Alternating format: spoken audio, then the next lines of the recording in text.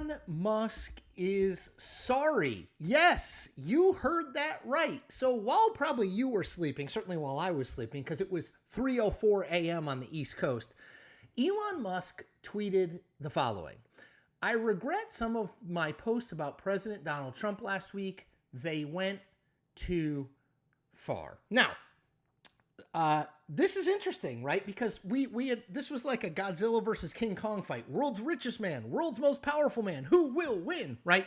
But I think this mea culpa by Musk was always probably going to happen, and let me explain why. So I've talked about this and written about it before, but the truth is that, like, yes, Elon Musk is extremely rich and probably is going to stay extremely rich no matter what, but he definitely had more to lose in this very public fight with Donald Trump than Donald Trump did. So Donald Trump is the president of the United States, right? And has built a movement, a political movement over the past 10 years that whether you like him or you hate him, you have to sort of admire. I mean, the guy built it basically from nothing and he took over the Republican Party. There was no way that the Make America Great Again crowd was going to side with Elon Musk over Donald Trump. It just wasn't going to happen. Donald Trump is the kind of OG, right? Elon Musk was a Democrat in 2016, maybe even 2020, and he kind of came late to even the Trump campaign in 2024. He donated a bunch of money at the end. Obviously, he was involved in Doge, but he's not he's not an OG by any means. So they were always going to go with Trump in this fight. And if you think about Elon Musk from a business perspective, I'll give you two big sort of things to think about on why I think he made this apology and why it was necessary for him to.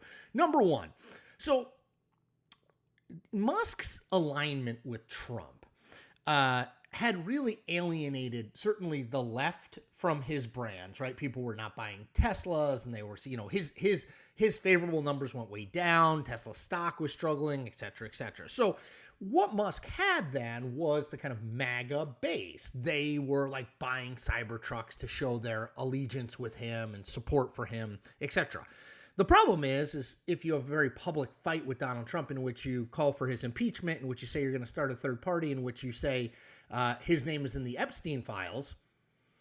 Musk deleted that tweet, by the way. But when you do all those things, okay, now you're losing the MAGA base because, as I said, there's no way they're going to go with Musk over Trump, and you don't have any other consumer base because the left is not, any Democrat is not buying anything from you.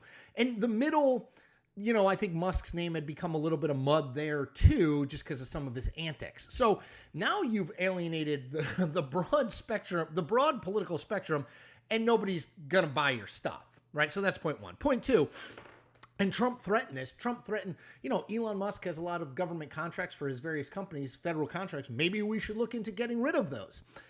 Again, that would do real damage to Musk, whether it's SpaceX, whether it's Tesla, whether it's the Boring Company, any of these things.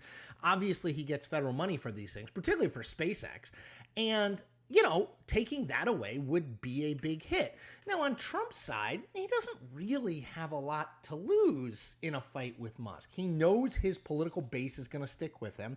He's not going to take a financial hit from this. I mean, I guess, Musk pulling SpaceX out of NASA, they're obviously very tied tight, would make some of Trump's space things harder to do. Some of the stuff he's doing with satellites harder to do.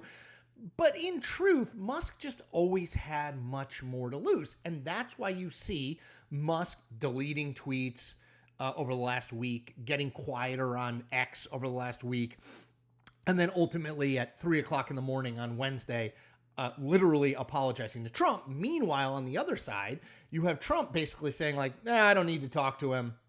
Relationship's over. Trump is not extending his hand at all. Elon is extending his hand like 85% of the way and hoping that Trump extends his hand back. Now, we'll see.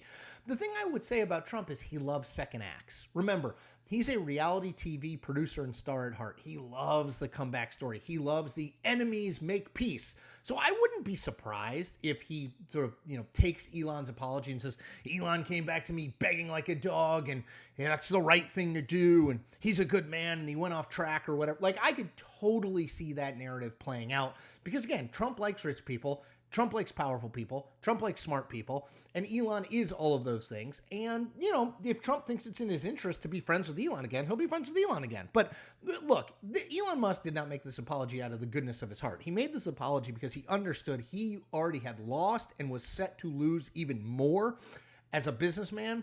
And this was a business decision. He had flown off the handle on X, accusing Donald Trump of all these things. And he knew he needed to walk it back in a public way, which is what he did. Now, the ball is in Donald Trump's court, and we'll see what he does with it. Do me a favor, hit that subscribe button. You get a ton of free content, and you help me out building my career as an independent news creator. Thanks.